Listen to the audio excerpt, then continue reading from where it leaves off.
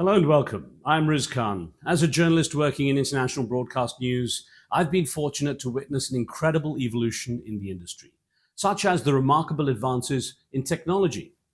For example, I started out in BBC Radio using old-style manual typewriters to write my scripts.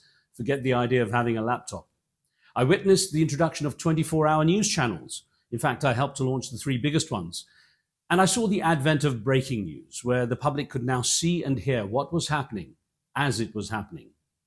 Well, sadly, as much as the tools of the trade have evolved beyond anything we could have predicted, the nature and handling of news content has devolved into a very messy and partisan situation, where the reporting of facts and figures has given way to screaming so-called experts and sadly even news reporters offering opinions and commentary.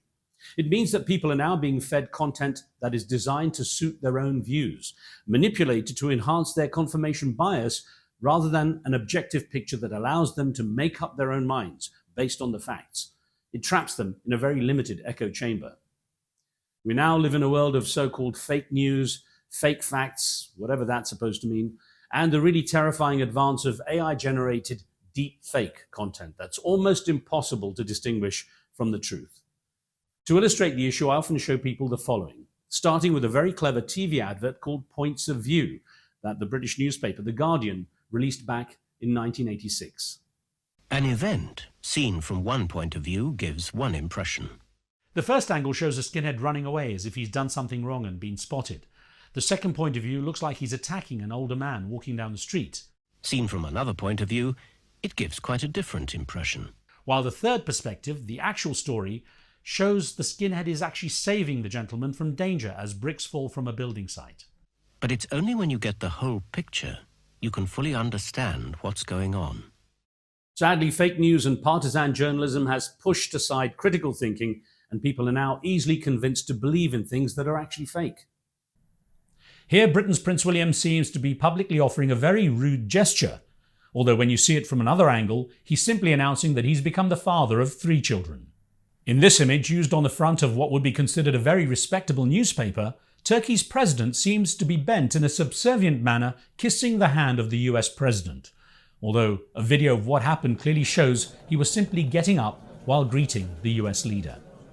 Deciding to use that particular snapshot of the event sends a very different message. What about this young child? Is that the military boot of an oppressor on the kid's head? Or is it simply staged with a little mischief and photo cropping? And for those of you who watched the US Capitol building being stormed in January 2021 in Washington, D.C. after a very tense US presidential election, the angle on the story was very different depending on the channel you watched. Here's CNN's screen telling you that there was insurrection following Donald Trump's encouragement, while Fox News tells you that Trump encouraged supporters to stay peaceful. Those examples emphasize the need for diverse angles on a story in order to get the true perspective. To support this need, I'm now launching a new interview show that aims to restore a more traditional approach to explaining the news stories that shape our world. I want to explore and openly discuss the misinformation, disinformation, and malinformation that steers much of what is currently out there, shaping the opinions of millions of people. My new show is dedicated to being politically neutral and informative through diverse angles, so you get to decide your own view on a story. I know not everyone will be happy with the guests I feature and the issues discussed so openly, because viewers, listeners, and readers across the world always see things from their own position, their own biases. It's human nature. But my goal is not to make people happy. It's to honestly inform and to empower real conversation on important topics that affect our lives. The format of the show will be flexible based on what's happening in the world and the interviewees I feature. But essentially, it will start with a headlining guest, ideally a key newsmaker at the heart of a story. Then go on to a debate and discussion with a small panel, either on the same subject or possibly something else relevant in the news cycle.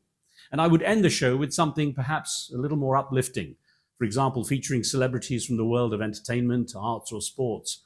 Again, it will vary based on the news shaping our world, but it will always aim to empower honest thoughts and conversations.